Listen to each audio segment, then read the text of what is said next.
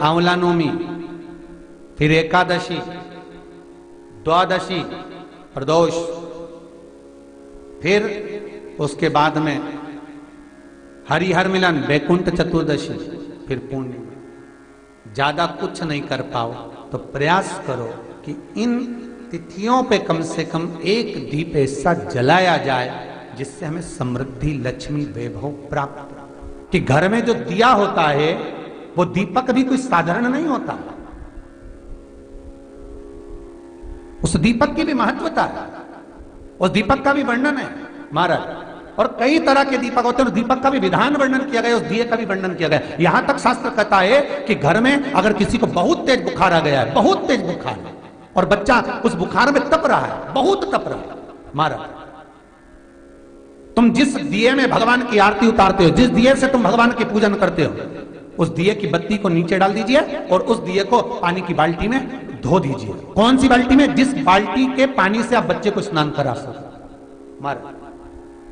केवल भगवान पर से ले जाकर, पास में से ले जाकर उस बाल्टी में थोड़ी देर डाल दो और उस बाल्टी के पानी से उस बच्चे को स्नान करा दीजिए।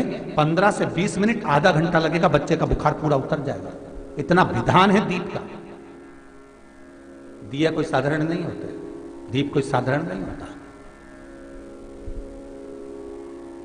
पशुपति व्रत शिव महापुराण में हम बताते हैं, कई बार आपको वर्णन किया कि पशुपति व्रत जब करो तो 6 दिए मंदिर में लेकर जाओ शंकर जी के, 5 दिए शंकर जी के सामने लगाओ, 1 दिया घर पर आओ तो घर के राइट भाग में जब प्रवेश करो तो सीधे हिस्से में घर के दरवाजे पर लगाओ, तब अंदर प्रवेश करो। क्यों कहते हैं? क्योंकि उस दीप का महत्व होता है। दिए भी अलग अलग होते हैं। पहला दिया होता है पणाती दिया। मैं चैनल वालों से कहूंगा, अगर आपके पास में, अगर, क्योंकि हमने पहले भी कथा में कहा कि जिस जिस जगह का स्मरण कराएं उस जगह का फोटो भी आप दिखाएंगे तो उसका आनंद कथा सुनने वालों को, ऑनलाइन वालों को मिलेगा। पहला होता है पणती दिया। ये पणती दिया मट्टी का दीप, जिस दीप के अग्रभाग को थोड़ा सा बड़ा कर दिया जाता है, उसको पणती दिया जाता है। ये पणती दिया जब भी भगवान के सामने लगाया जाता है तो इस दिए को सम्मुख में जब रखा जाता है तो दिए का जो लोकी मुख होता है वो अपनी ओर होना चाहिए। महाराज, पणती दिए की जो लो है, बाती है, उसका मुख अपनी ओर होना चाहिए। विष्णु पुराण कहती है अगर इस दिए की बाती भगवान की ओर रहती है तो हमें तपन की अनुभूति होती है, पर इस दिए की बाती जब हमारी ओर होती है तो हमारे शरीर में कोई बड़ी बीमारी आने वाली होती है तो वो कट जाती है। पणती विष्णु पुराण में दूसरा दीप कहा गया है निरांजन दीप।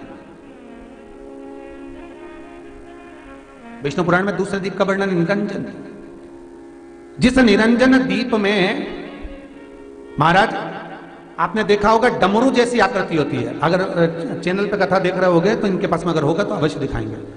निरंजन, इस निरंजन दीप में डमरू की आकृति होती है, रखने का भाग और ऊपर का भाग इस तरह से, और ऊपर उसमें दिए लगाए के लिए बाती का स्थान रहता है। किसी किसी में 5 कंगूरे होते हैं, किसी किसी में 6 कंगूरे होते हैं। इसको निरंजन दीप कहते हैं। महाराज, विष्णु पुराण के 5वें अंश में लिखा गया निरंजन दीप भगवान के सम्मुख में राइट भाग में लगाया जाता है। भगवान का जो स्थान होता है, भगवान का जो मंदिर होता है, तो भगवान का राइट, आपका होगा लेफ्ट, क्योंकि आप भगवान के सामने बैठोगे तो भगवान का राइट, आपका लेफ्ट। तो आप जब लगाएंगे तो आप लेफ्ट में लगाएंगे, आपका लेफ्ट होगा और भगवान का वो भाग राइट कहलाएगा। तो भगवान के सीधे हाथ की ओर लगता है। माना निरंजन, निरंजन दीप कभी भी तेल का नहीं लगता। माना निरंजन दीप कभी भी तेल का नहीं लगेगा। हाँ, ये हो सकता है कि बटी निरंजन जो दीप होता है उसमें तेल डाल सकते हैं। बटी निरंजन दीप जो होता है उसमें कंगूरे नहीं होते। बटी निरंजन दीप केवल गोल होगा, ऊपर से डमरू जैसी आकृति होगी, डमरू जैसा होता है, ऊपर से उसमें कहीं कंगूरे नहीं होते। महाराज, अगर आप चैनल पे देख रहे होंगे तो बटी निरंजन दीप का भी वर्णन आपको दिखाया जा रहा होगा। बटी निरंजन जो दीप होता है वो केवल डमरू की आकृति में होता है, उसमें कोई कंगूरे नहीं होते। पर निरंजन जो दीप होता है उसमें कंगूरे होते हैं। तो जो निरंजन दीप होता है उसमें कभी तेल नहीं डाला जाता। निरंजन दीप को हमेशा घृत से ही लगाया जाता है। पर बटी निरंजन जो दीप होता है उसमें आप तेल डाल सकते हैं। बटी निरंजन दीप जो लगाएंगे वो तेल का लगा सकते हैं, पर निरंजन में कभी तेल नहीं डाला जाता। क्यों नहीं डालते? विष्णु पुराण कहती है निरंजन दीप के अंदर अगर तेल की बाती लगाया जाता है तो 1 रुपया कमाते हैं, 1.25 रुपये खर्च होगा। घर में 10 लोग भी कमा कर लाएंगे तो पैसा नहीं दिखेगा, घर में रुपया टिकता नहीं है। अर्थात निरंजन दीप में आप तेल की बाती लगा रहे हो, ये सिद्ध हो चुका है। अब अगर आप यही बात किसी जगह पर पूछोगे, किसी आचार्य से पूछोगे हमारे यहाँ ऐसा हो रहा है, तो वो कहेगा तुम्हारी ग्रह दशा खराब हो रही है, तो उसने अंगूठी पहना दी। अंगूठी पहनाने के बाद भी घाटा खा गए, फिर पूछोगे महाराज हमने तो अंगूठी पहनी, नीलम पहना, पुगराज पहना, ये पहना, वो पहना, आराम नहीं लगा, तो कहा तुम्हारे यहाँ वास्तु का दोष है, वास्तु भी सही करवा लिया, उसके बाद भी सुख नहीं मिल रहा। अर्थात आपके दिए में जो आप बाती लगा रहे हो उसमें कुछ कमी है,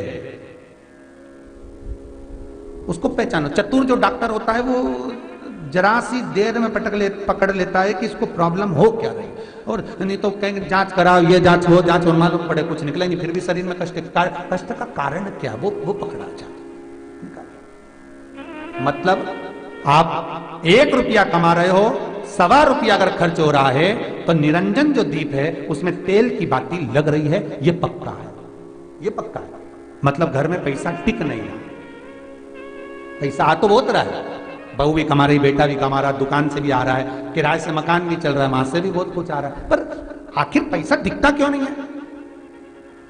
आया लाख रुपए रात को आए, 2-3 दिन में चले गए, बची नहीं कुछ भी। पत्नी के पास बेचारी वो माई के सल्ला के जोड़ के वो तो बताती नहीं, अच्छा थोड़ा सवाल करे, पर कमाई का धन नहीं दिख रहा। मतलब निरंजन जो दीप है, निरंजन दीप जिसमें ऊपर कंगूरे बने रहे 5, 6, 7 डमरू की आकृति का रहता है, पर उसमें कंगूरे बने रहते निरंजन, उसमें जरूर आप तेल डालकर जला रहे हो, इसलिए धन दिख नहीं रहा, संपदा दिख नहीं रही, वैभव दिख नहीं, उसमें केवल घी की ही बातें है। और महाराज बटी निरंजन जो दीप होता है उसके अंदर आप तेल डालकर जला सकते हो। बटी निरंजन जो दीप होता है ये आप किसी भी स्थान पर लगाओगे, सबसे पहले पितृ इससे भाग ग्रहण करते हैं, देवता को देते हैं, देवता उससे भाग ग्रहण कर कुबेर को प्रदान करते हैं, कुबेर उससे भाग लेकर शिव को प्रदान करता है। भगवान शंकर बटु भैरव को कहकर घर का उद्धार करते हैं, इसीलिए उसको कहते हैं बटी निरंजन। इसमें कंगूरे नहीं होते महाराज, बटी। एक कुबेर निरंजन भी होता है, दिए में स्टैंड होता है, पकड़ने की जगह होती है, आगे उसमें चोंच लगी रहती है, उसको कुबेर निरंजन दीप कहते हैं। कुबेर निरंजन दीप महाराज जब भी जलाया जाता है, इस तरह का दिया अगर किसी के घर में हो कुबेर निरंजन, जिसमें स्टैंड होता है, ऊपर होता है, थोड़ा लंबा होता है, आगे लंबाई निकली रहती है। कुबेर निरंजन टीवी पर आप दर्शन कर रहे होंगे, तो कुबेर निरंजन जो दीप होता है उसमें आगे भाग लंबा रहता है और पकड़ने का स्थान होता है। तो कुबेर निरंजन दीप घी का लगाओ चाहे तेल का लगाओ, उसमें लौंग या काली मिर्च, काली तिल या चावल, पूजन वाली जगह में जो चावल रखे उसका 2 दाना चावल का या फूल की पत्ती, कुछ भी उस कुबेर निरंजन दीप में डालना जरूरी होता है, जिससे हमारे घर में भंडार सदा भरा रहे। अगर कुबेर निरंजन दीप खाली जलता है, आपने कई जगह मंदिरों में देखा होगा, कुबेर निरंजन दीप डालते हैं तो उसमें थोड़ा 2 दाने चावल के डाल देते हैं, कुछ नहीं डालता तो एक सिक्का पटक देते, एक का कलदार पटक देगा, कोई चवन्नी पटक देगा, कोई 5 पैसे पटक, पर पटकेगा। कुबेर निरंजन दीप खाली नहीं, समृद्धि देगा। महाराज आनंद की अनुभूति कराएगा, सुख को देगा। मट्टी के जो गोल दिए होते हैं, माटी के महाराज, इन गोल दिए का जो प्रमाण हमारे यहां शास्त्र कहता है, ये चहुं दिशा को सुख प्रदान करने वाले होते हैं। इसकी बात ही आप कहीं पर भी लगा सकते हैं, किसी भी स्थान। आटे का जो दिया बनाते हो घर के अंदर, कभी आपने पूजन करी होगी तो आटे के दिया बनाओगे। अभी आप बैकुंठ अपने कार्तिक पूर्णिमा के दिन विसर्जन करने जाओगे, घाट पर लगाने जाओगे आटे का दिया, तो आटे का जो दिया लगाते हैं, इसकी बाती हमेशा याद रखो कि अगर 4 दिए लगा रहे हो तो चारों दिशा में बाती होना चाहिए उसकी, मतलब बाती एक ही रखो पर 4 दिए को 4 दिशा की ओर निर्मित कर रख दीजिए, उसका मुख उधर। आटे के दिए में कभी भी चोंच नहीं बनाना चाहिए, अर्थात बत्ती रखने की जो चोंच होती है आटे के दिए में कभी नहीं बनाना, बिल्कुल गोल बनाना चाहिए और उसको फिर विसर्जन की ओर आप लेकर जाओ या देवता की ओर लगाओ, जहां लगाना है, पर उसमें चोंच नहीं होना चाहिए। जिस आटे के दिए में चोंच बन जाती है उसको बलि का भाग ग्रहण करने वाले देव उसको प्राप्त कर लेते हैं, तो उसका पुण्य हमारे खाते में नहीं आता। इसलिए आटे का दिया जब भी लगाए संपूर्ण